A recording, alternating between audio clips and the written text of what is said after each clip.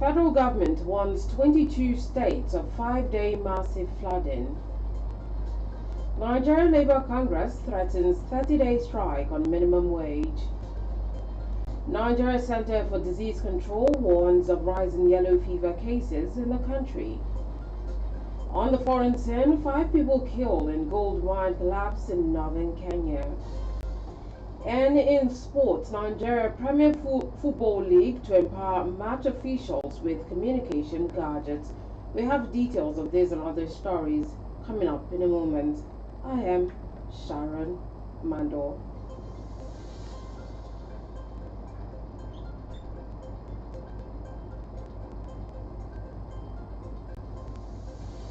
And now the news in detail. The federal government has predicted that 94 towns are at risk of a 5-day flooding beginning yesterday, Tuesday, the 16th of July, and ending on Saturday, the 20th of July, 2024. The Minister of State for Environment, Dr. Isiaq Salako, who made this known to newsmen yesterday, said the identified locations and their environs would likely witness heavy rainfall that may lead to flood within the prediction period. He listed the concerned states as Adamawa State, Bajili Ganye, Abia State, Eziama Arochukwu, Anambra Onisha, Akwa Ibom, Uyo, Ukpenekang, Oron, Edo, Eket, Obianga, Etinan, Bauchi State, Tafawa Balewa, Bauchi, Bayelsa State, Letung Bene, Borno State, Meduguri, Cross River State, Ikom, Calabar, Itigi, Akpap, Nasarawa State, Udeni, Tunga, and the Federal Capital Territory, Abaji, Buhari. Other states include Jigawa, Kano, Kebbi, Kwara State, Niger, Plateau, Rivers, Sokoto, Taraba, Yobe, and Zamfara states. Salako, however, urged stakeholders in the country to take decisive actions to mitigate the flooding.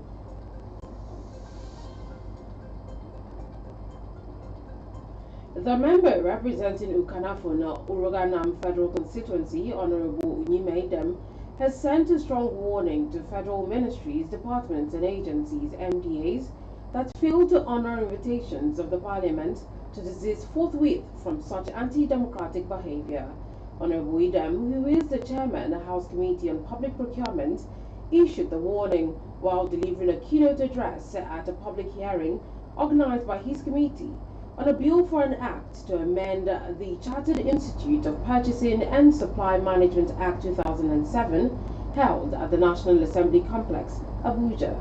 The lawmaker made it clear that failure of MDAs to comply with the directive, the committee will not hesitate to invoke its legislative powers in accordance with Sections 88 and 89 of the 1999 Constitution of the Federal Republic of Nigeria as amended, Order 20, Rule 92 of the Standing Orders of the House of Representatives, and Section 58, Subsection 5 of the Public Procurement Act, including possible legal action to ensure uninterrupted functioning of the nation's democratic institutions. It then reiterated the committee's commitment to upholding the legal and institutional framework for the enthronement of transparency, accountability, value for money, and efficiency in the procurement of works, goods and services within MDAs as stipulated in the Public Procurement Act 2007, further noted that strict adherence and due process compliance with the PPA 2007 is mandatory for all MDAs to avoid legal repercussions and ensure the efficient and ethical utilization of public resources. The Nigeria Labour Congress has threatened to shut down the country for a month in protest against plans by the National Assembly to deregulate the national minimum wage. NLC President Joe Ajaero declared the position of the union while speaking on the sidelines of the 67th Nigeria Annual General Meeting in Lagos yesterday. Ajaero said there are plans by the Joint Committee of the Senate, the House of Representatives and the Judiciary to remove Section 34 from the exclusive legislative list to the concurrent list to empower state governors to determine what to pay its workers, thereby putting an end to the minimum wage discussion. Ajaero further stressed that the very moment the House of Representatives and the Senate come up with such a law, that will not benefit Nigerian workers.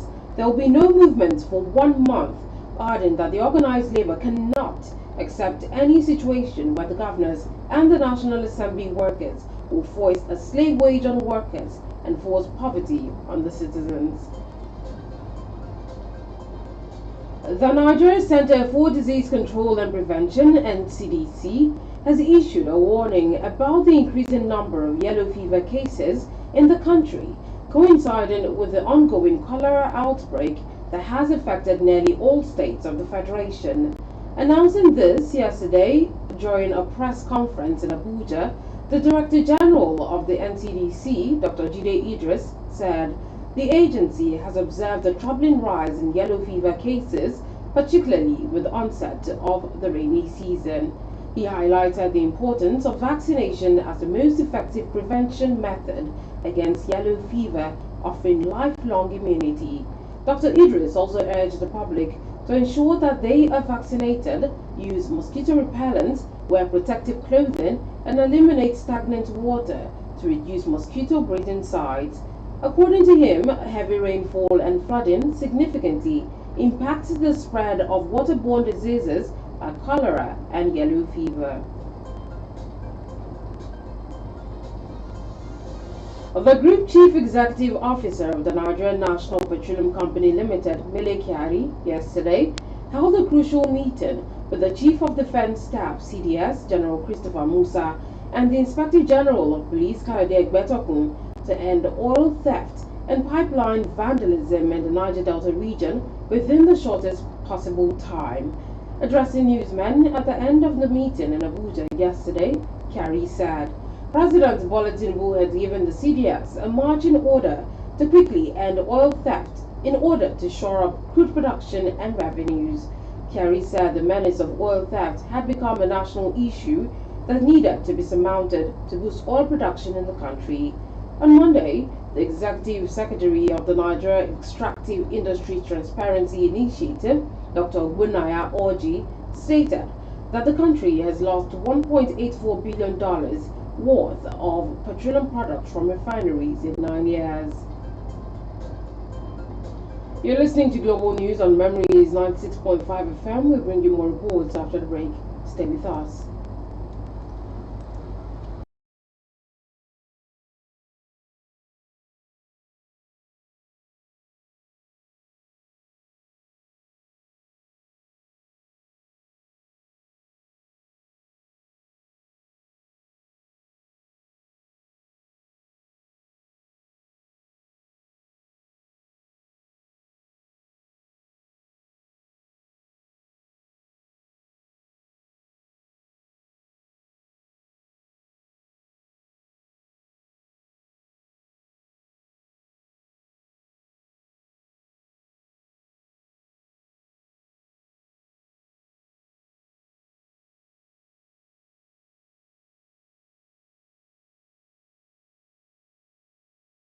FM, and now to the rest of the news.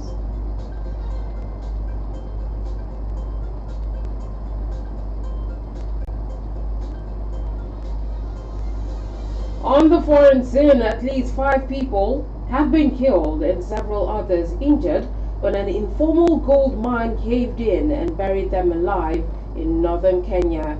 Authorities closed the highly subsistence gold mine near the Ethiopian border in March after several people were killed in clashes between local communities over access to the area, but miners have continued to dig at the site.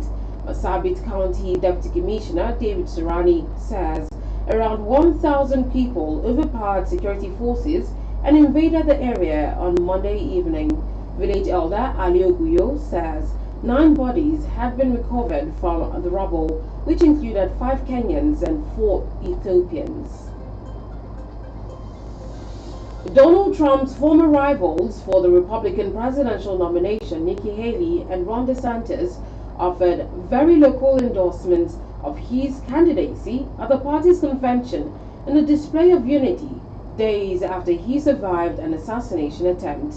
Haley, who had described Trump as unfit for office during her campaign, urged her supporters to vote for him over Democratic President Joe Biden for the sake of the nation.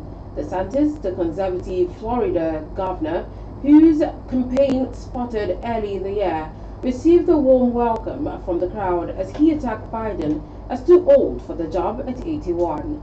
Trump applauded from his box in the arena where he sat alongside running mate Senator J.D. Vance, himself a former fierce Trump critic turned staunch supporter, who headlined the convention's third night today.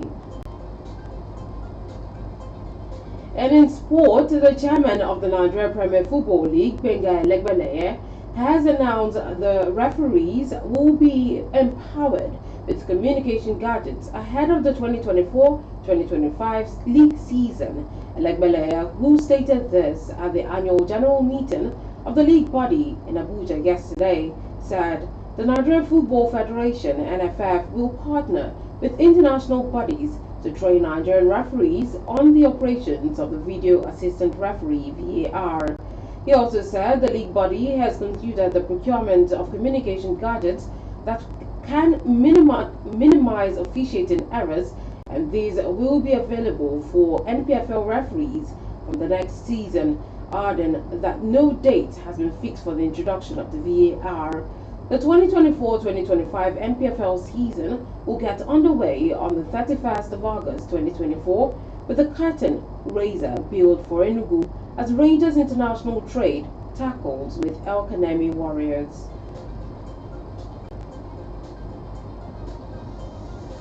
And that's global news on Memories 96.5 FM. But before we go, let's take a recap of the top stories.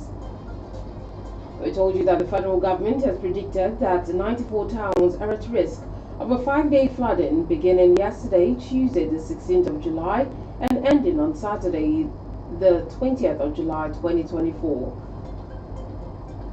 The Nigeria Labour Congress has threatened to shut down the country for a month in protest against plans by the National Assembly to deregulate the national minimum wage. The Nigeria Center for Disease Control and Prevention (NCDC) has issued a warning about the increasing number of yellow fever cases in the country, coinciding with the ongoing cholera outbreak that has affected nearly all states of the Federation. On the foreign scene, at least 5 people have been killed and several others injured when an informal gold mine caved in and buried them alive in northern Kenya. In sport, the chairman of the Nigeria Premier Football League, Benga Elegbeleye, has announced that referees will be empowered with communication gadgets ahead of the 2024-2025 league season. Now, the news this afternoon was edited by Nyakno Albert and assisted by the production team. For views regarding our news or coverage of your newsworthy events, you can reach us on email via newsroom@memoriesmediang.com or call our newsroom hotline on 0909 000 0581. You can also follow us on Facebook and Instagram at Memories965FM. And now let's take you down memory lane. On this day in 2007, Anglo-Dutch oil giant Shell was unable to fight a major fire along a key oil supply pipeline because of unrest in Ogoniland, Rivers State. Now that's the news. Thank you for listening. I am Sharon MANDOR. Good afternoon.